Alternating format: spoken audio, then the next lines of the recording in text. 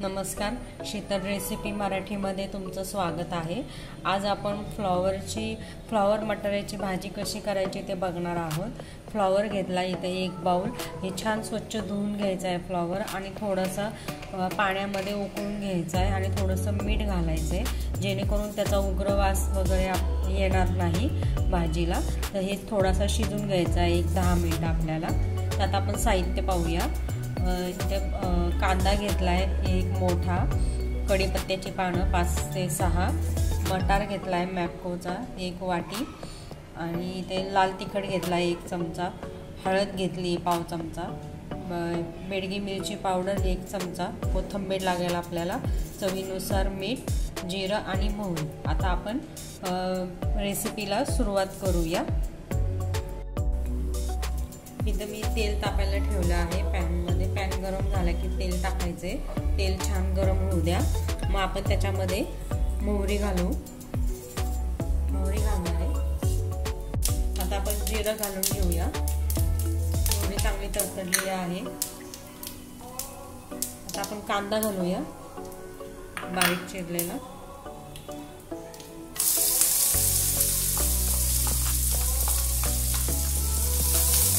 लालसर होऊन द्यायचा आहे, पाव चमचा,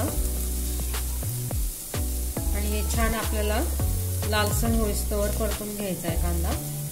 कांदा आपला छान गोल्डन ब्राऊन झालेला आहे। आता आपण त्याच्यामध्ये मसाले घालून घेऊया। हळद घालू, बेडगी मिरची पावडर, लाल तिखट। आता हे छान मिक्स करून घ्यायचंय। आता मटार घालूया त्याच्यात, हे तर छान शिजेल।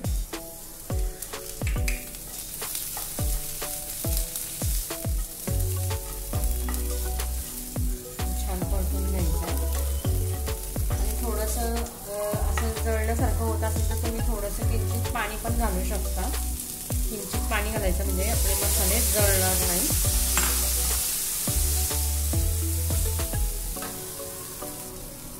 आता आपल्याला फ्लॉवर घालायचं आहे। तुम्ही बटाटा पण घालू शकता त्याच्यामध्ये आणि हे छान मिक्स करून आपल्याला 10 मिनिटं वाफवून द्यायचंय म्हणजे आपली भाजी एकदम रेडी होईल। चवीनुसार मीठ घालायचंय, मीठ घालून मिक्स करायचं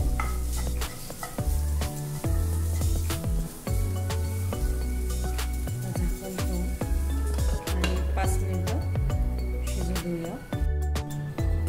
आता भाजी झाली का पाहूया आपण। मस्त वास येतोय। ऑलमोस्ट आपली भाजी झालेली आहे। आता मी मस्त सर्व करणार आहे। छान शिजली पण आहे। फ्लॉवर तर काय उकडूनच घेतला होता त्यामुळे हे थोडी अशी दाबून बघायची। मटार पण शिजलाय, आपला मॅप्कोचा मटार आहे त्यामुळे लगेच शिजलाय। तुम्ही याच्यामध्ये मॅगी मसाला सुद्धा घालू शकता, थोडा गरम मसाला पण घालू शकता, काहीच हरकत नाही। आता मी मस्त सर्व करणार आहे भाजी। आता आपण त्याच्यावर कोथिंबीर घालूया थोडीशी, नंतर गार्निशिंगसाठी आपण ठेवूया। हे छान कोथिंबीर घालायची आहे।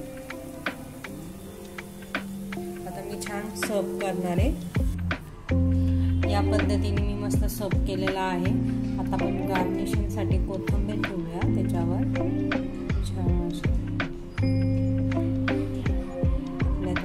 छान असे भाजी रेडी झालेली आहे फ्लॉवर आणि मटारची। तुम्ही बटाटा पण घालू शकतास, काहीच हरकत नाही। त्याच्यामध्ये गरम मसाला वगैरे घाला, मॅगी मसाला पण घालू शकता। मॅगी मसाला घातली तर खूपच छान चव येईल भाजीला। तर फ्लॉवर मटारची भाजी तुम्हाला कशी वाटली ते मला कमेंटमध्ये सांगा। रेसिपी आवडली असल्यास लाईक करा, शेअर करा, सबस्क्राईब करा। धन्यवाद।